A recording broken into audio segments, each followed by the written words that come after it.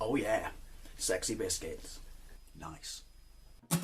Long Boys Blues, 1975. A YouTuber is on the rise. Reviewing games late at night and sometimes friends used to bug you. Long Boys Blues, 1975.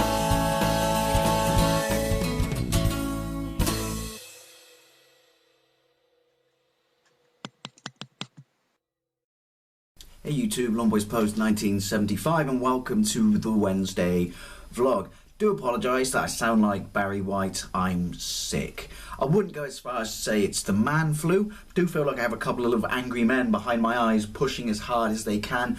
And call me a pussy, touch wood, although it's a bit late because I've got it. I'm pretty good for never ever getting ill, and I know people say blokes are really bad at dealing with, you know, illness and stuff like that. When you don't get ill for, you know, like years and years and years, when you finally do, you've lost any form of preparation on how to deal with it, and it just kicks your ass. But anyway, enough of that. Flu medication's actually quite nice, I will say that. It gives you a good night's sleep, or day's sleep in my case. But you read the title, and don't worry, this is not negative or anything. These are just my thoughts. But basically, are the best days of gaming behind us? I think that's a question that is very, you know, specific, or the answer will be determined by the age group you're from, or, you know, when you grew up and what systems you grew up with.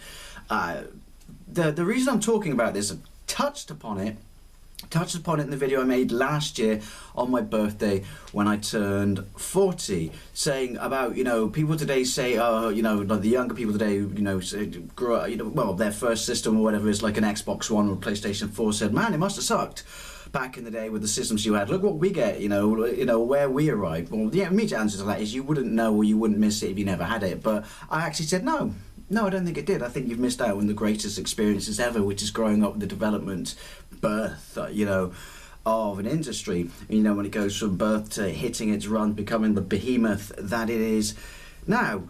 But the reason I want to talk about it is, this is going to sound like, oh, I've given up on gaming, I've given up. I haven't, you know, I'm a massive gamer. I play, it sounds terrible when you say it like this, I play games every day of my life without fail.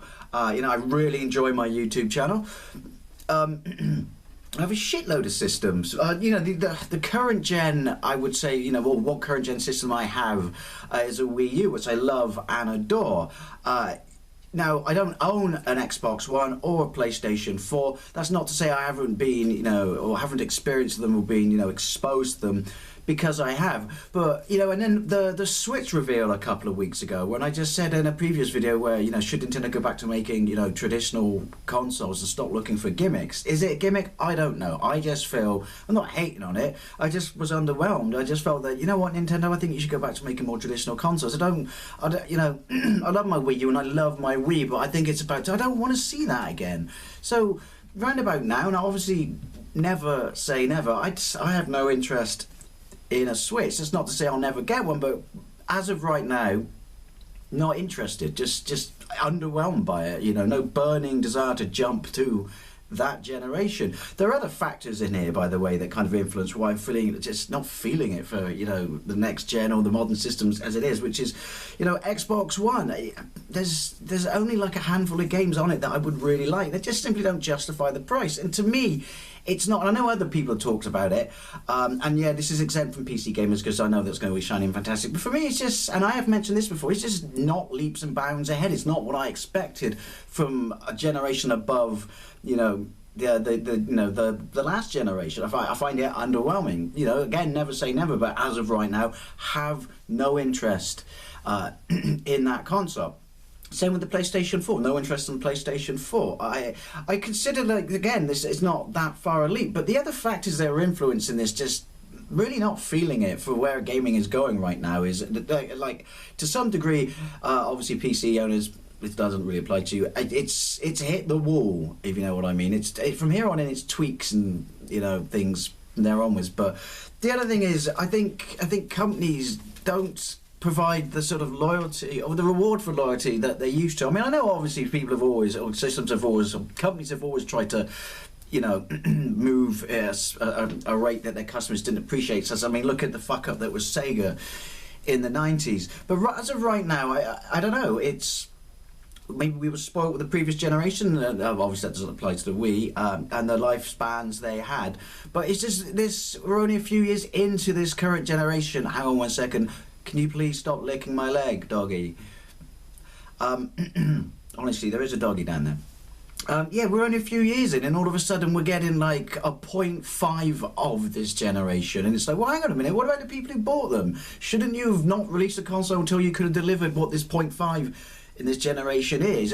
I mean, I know you had to get systems out or whatever, but that to me is a big slap in the face to your customer base. That's, thanks for buying this. This is where it is at now. This is what we fully intended. Again, just my interpretation. It reeks of Apple. It reeks of, you know, iPhone. You know, like maybe the reason that Apple were scratching their heads about why their first time that, you know, their profits are down is because maybe you fucking loyal customers are sick and tired of being shafted on. And I feel that Microsoft and Sony have really gone that route this time. Like you know, the Slim and the new PlayStation that's coming out, and it's, I just like, well, hang on, that was alright, and it's still relevant, but this is where it's at. But it's not the next generation, because there will still be a next generation. That leaves a bad taste in my mouth. And then obviously I've bought every single Nintendo console since I had my Super Famicom, and I'm feeling really kind of a little bit let down by them, which is, you know, what was the reward for my loyalty? You know, like GameCube, Wii, Wii U, barely,